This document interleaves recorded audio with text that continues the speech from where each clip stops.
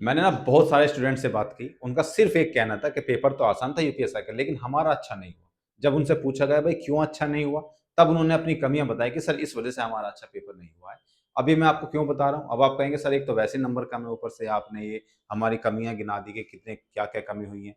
तो हम और भी डिमोटिवेट हो जाएँगे। तो भाई ये मैं बता इसलिए रहा हूँ क्योंकि अगर पास्ट से नहीं सीखा ना तो फ्यूचर में जाकर के पास्ट जैसा ही होगा फ्यूचर भी। तो पास्ट जैसा ना हो फ्यूचर, फ्यूचर कुछ अलग हो, तो उसके लिए हमें पास्ट से सीखना चाहिए और हमारी क्या मिस्टेक्स हैं, उन पर ध्यान देना चाहिए और वो बेहद ज़रूरी भी है। पास्ट से नहीं सीखोगे तो फ्यूचर अपना अच्छे से नहीं बना पाओगे। क्या-क्या कमी है, आपको सारी चीज़ें नहीं पता होंगी क्योंकि आप इतने लोगों से बात नहीं करते हो कि मैं बहुत सारे लोगों से बात करता हूँ, उनकी अच्छाइयाँ, उनकी कमियाँ जानने की कोशिश करता हूँ। तो ये क्या-क्या कमी रही हैं, वो सब जान लो क्योंकि आपके अभी क्रम से क्वेश्चन पेपर्स भी लगे हुए हैं, मतलब एग्ज़ाम्स भी लगे हुए हैं। कई सारे एग्ज़ाम आपके हैं ना, तो ये कमियाँ फिर से मत दोहराना। फिर से बता रहा हूँ, फिर से मत दोहराना। सबसे पहला क्या था? ओवर कॉन्फिडेंस में हो गए भैया आप कि जैसे ही लोगों को पता चला ना कि पेपर क्वेश्चन पेपर इजी आ रहा है, जैसे 14 की फर्स्ट शिफ्ट था, उनको तो चलो ज्यादा कुछ पता नहीं था कि पेपर कैसा आएगा, लेकिन जब पेपर देखा तो उनको लगा आसान है पेपर। तो ओवर कॉन्फिडेंस में कैसा होता है कि अच्छा पेपर तो आसान है, इसका ये है, इसका ये है, इसका ये है, इसका फटाफट फटाफट करके आगे बढ़ते चले गए। उनको जब क्वेश्चन पेपर इजी आता है ना तब ज्यादा दिक्कत होती है, क्वेश्चन गलत होने के चांस तब ज्यादा होते हैं।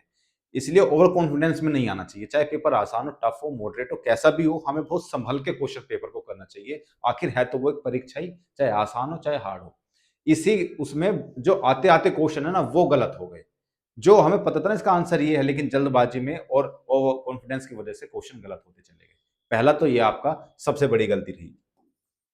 दूसरी थी कि बहुत सारी आपकी सिली मिस्टेक्स रही यार, बहुत सारी सिली मिस्टेक्स रही। कैसी रही? जैसे मैंने कई लोगों से बात की तो उन्होंने कहा कि हमारी कैलकुलेशन में सर बहुत गलती हो गई। हमें जब लगा क्वेश्चन पेपर आसान है, मैथ तो वैसे भी ईज़ी था, तो बहुत सारे चीज़ें ऐसी हुई कि बहुत जल्दी-जल्दी हमने करने की कोशिश की और कर उसके उसी के चक्कर में हमारी कहीं कैलकुलेशन में गलती हो गई, हमारा कहीं मेथड में गलती हो गई।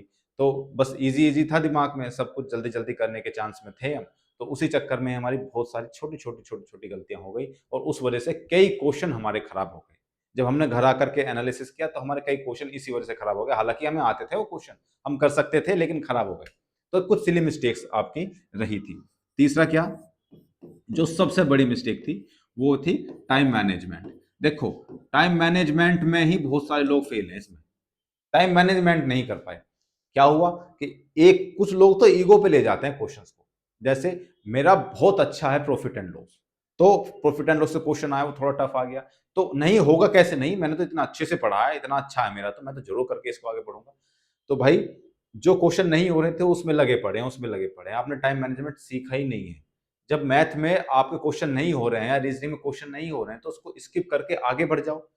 लोगों के क्वेश्चन छूटे हैं, एक की बात नहीं बता रहा हूँ मैं, बहुत सारे लोगों के क्वेश्चन छूट गए हैं। उनको बबल्स भरने तक का टाइम नहीं मिला है। टाइम मैनेजमेंट इतना खराब था मैं सही बताऊँ कि कुछ लोग तो ऐसे थे जिनका घंटी लग गई और उनके अभी बबल्स रह रहे हैं, पूरे-पूरे सेक्शन के, पूरे रीजनिंग के बबल्स रह रहे हैं, पूरे मैथ के बबल्स रह रहे हैं, भरे नहीं हैं। इतना बुरा टाइम मैनेजमेंट था। अब बताओ वहाँ दिक्कत होगी कि नहीं होगी? टाइम मैनेजमेंट करना कितना ज़रूरी है और टाइम मैनेजमेंट कैसे होता है? जब आप बहुत ज़्यादा प्रैक्टिस करते हैं, सबसे ज़्यादा कंज़्यूम कौन करता है टाइम को? मैथ और रीज़निंग। जब आपकी उसकी बेहद अच्छी प्रैक्टिस होगी ना और आपने बहुत अच्छे से उसको कर रखा होगा मैथ रीज़निंग को, तब जाकर के आपका टाइम मैनेजमेंट ठीक होता है। जीएस में और हिंदी में इतना टाइम नहीं लगता है, मैथ और रीज़निंग में टाइम लगता है। उसका मैंने पहले भी कहा था कि भाई अपनी प्रैक्टिस बेहद अच्छी कर लो मैथ रीज़निंग में, मैथ रीज़निंग को छोड़ना मत, 2-3 घंटे डेली दो उसको, जाकर के पीछे वीडियो देख सकते हो। तो उस वजह से टाइम मैनेजमेंट नहीं हो पाया, गोले गोले भरने में आपको दिक्कत हुई। चौथा क्या था कि आपने जो गोले भरे ना, वो गोले भरने में दिक्कत हुई। गोले भरने में प्रॉब्लम क्या हुई? ये दूसरी प्रॉब्लम है। ये तो थी, ये दूसरी भी प्रॉब्लम है कि जब हम गोले भरने का समय आया तो हमने बहुत सारे बच्चे ऐसे जैसे 9 का सी है, तो उन्होंने 9 की जगह 10 बहुत जल्दी-जल्दी माइंड में अपना प्रेशर हैंडल नहीं कर पाए ना, वो एकदम प्रेशर पड़ा दिमाग पर कि बहुत जल्दी से हमें सारी चीज़ें करके आगे बढ़नी है, टाइम हमारा निकल गया सारा, बबल्स नहीं भरे जा रहे हैं। तो 9 का सी है, तो 10 का सी भर दिया और फिर आगे क्रमांक नहीं देखा और फिर अगले क्वेश्चन का 3 है, अगले क्वेश्चन का 4 है, तो वो एक क्वेश्चन की वजह से कई क्वेश्चन उनके खराब हो गए। जब उन्होंने सीरीज देखी, आगे क्रम संख्या देखी, फिर उनको लगाया 4-5 क्वेश्चन तो हमारे ऐसे ही भर गए। तब उनको ये कितनी बड़ी प्रॉब्लम हुई है। ये प्रेशर हैंडल ना कर पाने की वजह से, टाइम मैनेजमेंट की वजह से और अच्छे से प्रैक्टिस ना करने की वजह से हुई है। तो ये जो प्रॉब्लम्स है ना, ये आपको अगले एग्ज़ाम्स में करनी नहीं है। ये बात ध्यान रखना, ठीक है? ये मैं इसलिए बता रहा हूँ ताकि आप अगले एग्ज़ाम के लिए पहले से प्रिपेयर होकर के जाओ।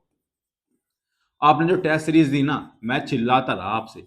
जितने भी लोगों ने मुझसे पूछा ना कि सर टेस्ट सीरीज़ कैसे दें? सर पढ़ें कैसे? मैं चिल्लाता रहा हर वीडियो में कि भाई टेस्ट सीरीज़ दो तो ऑफ़लाइन देना क्योंकि आपका एग्ज़ाम ऑफ़लाइन है।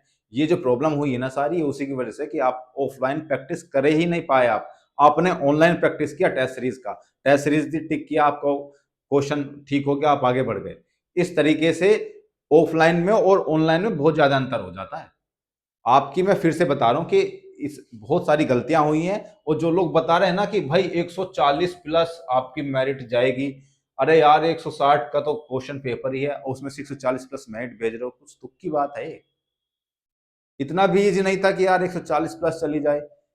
मैं बता रहा हूँ मेरिट आपकी 30-35 के बीच में रहेगी, इससे ज़्यादा टेंशन नहीं लेना है।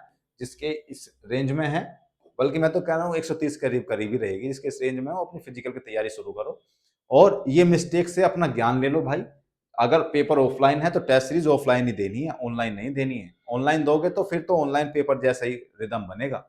आपके माइंड को प्रैक्टिस ही नहीं थी ऑफलाइन टेस्ट सीरीज़ देने की। मैंने कई बार कहा कि भाई जो तुम्हारी ओएमआर शीट है ना, उसको कम से कम 10 ओएमआर शीट को कम से कम 10 ऑफलाइन टेस्ट दो, उनको भर के उनकी प्रैक्टिस करो कि कितनी जल्दी हम भर सकते हैं, क्योंकि उसकी भी तो प्रैक्टिस होती है गोले भरने की, जल्दी-जल्दी गोले भरने की।